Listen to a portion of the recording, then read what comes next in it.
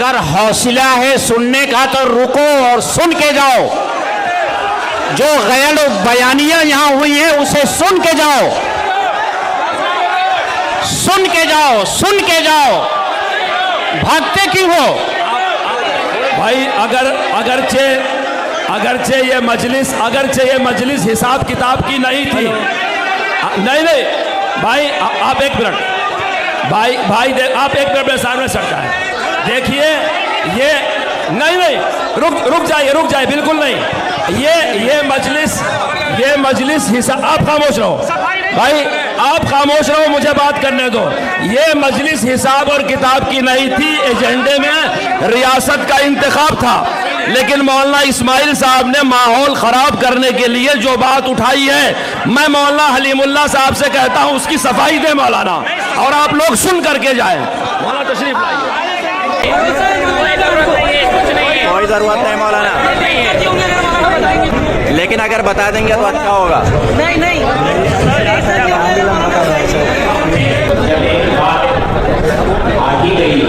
हाँ, ये बात सही है। तो मैं वजाहत जरूर करना चाहूँगा। जी जज़ाकल्लाह। हज़रत इरशाद और इस कर दो मौलाना। पहली बात ये कि जो हुकूमत का तस्करा हज़रत मौलाना मुफ्ती इस्माइल कासमी साहब ने बताया।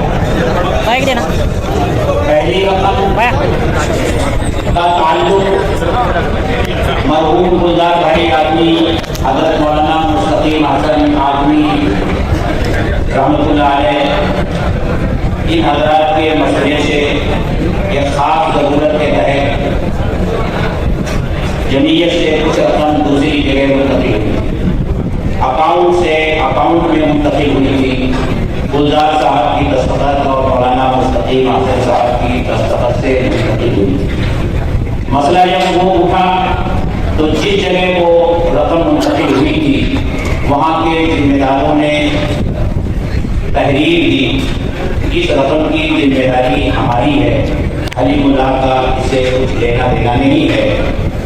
ये कज़िया हज़रत मौलाना सईद अरशद मदनी दामत बरकातुहुल आलिया की खिदमत में पेश किया गया। हज़रत के सामने सारे शवाहिद पेश किए गए। हज़रत ने उस पर इत्मीनान का इज़हार फरमाया और हज़रत का जुमला है कि ये मामला जमीयत का है और इदारे के दरमियान का है, हलीमुल्लाह का इसमें कुछ लेना देना नहीं है। अब आप हज़रात मुफ्ती इस्माइल की बात को मानेंगे या जानिशीन शेखुल इस्लाम हज़रत मौलाना सईद अरशद मदनी की बात को? मौलाना अरशद मदनी साहब की। दूसरी, हज़रत मरहूम गुलजार आदमी साहब के बाद जो एक फितना उठाया गया, नागपुर में जाकर एक मीटिंग की गई मुफ्ती इस्माइल साहब की क़यादत में, और जब वर्किंग कमेटी बुलाई गई और हम अपनी वर्किंग कमेटी में हिसाब किताब पेश करते हैं, तफसीली हिसाब किताब जब हमने पेश किया तो उसमें कुछ और रकम का तस्करा निकाला गया।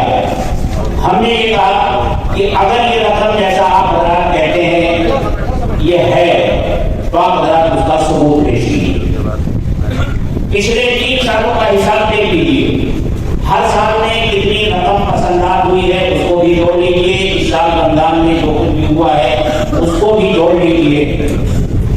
2.5 घंटे की बहस हुई जिसमें कारी साहब भी मौजूद थे, कारी साहब भी मौजूद थे, हमारे मौलाना आरिफ होरी साहब भी मौजूद थे, ये करीम बेग साहब भी मौजूद थे, कारी साहब भी मौजूद थे, यानी आमिला के तमाम अरकान मौलाना अब्दुल कयूम साहब भी मौजूद थे, सारे हज़रात मौजूद थे। जब कोई सबूत फराहम नहीं हो सका तो जिन लोगों ने ये मसला उठाया था, मैं खुद मुफ्ती इस्माइल साहब ने ये मसला उठाया था और एक दूसरे साहब ने उठाया था, मैंने कहा अगर वो हिसाब सही है जो मैंने पेश किया है तो ये हिसाब मौजूद है, आप तमाम हज़रात उस पर दस्तखत फरमाएं। सबसे पहले दस्तखत इस पर की है हमारे मुफ्ती मोहम्मद इस्माइल साहब दामत बरकातुहुल आलिया ने दस्तखत की है। पहले देखिए वो चले गए इसीलिए ये आस-पास हो गए। ये कोई सियासी तंजीम नहीं है। किया है उन्होंने, ये हिसाब है और ये हिसाब सही है। ये मिनट बुक लाया हूँ, उसमें लिखा हुआ है कि वो अखबार है तो उगाई गई, लेकिन उसी का बहाना लेकर के मेरी किरदार खुशी की गई।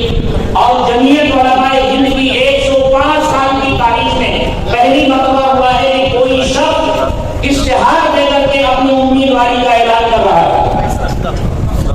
ये जमीयत उलमा को सियासी जमात में तब्दील करने की एक मुनज़्ज़म कोशिश है कि नहीं है? साजिश।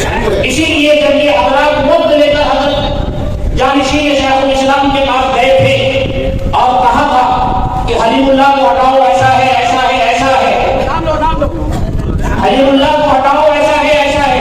हज़रत ने पूछा चलो हलीमुल्लाह को हटा देंगे, लेकिन नाम पेश करो। पहला नाम मुफ्ती इस्माइल साहब का पेश किया गया। हज़रत जानिशीन शेखुल इस्लाम ने उनकी मौजूदगी में वक्त के मिंबरान के सामने ये कहा कि ये सियासी आदमी है, मैं जमीयत उलमा इनके हाथ में नहीं दे सकता।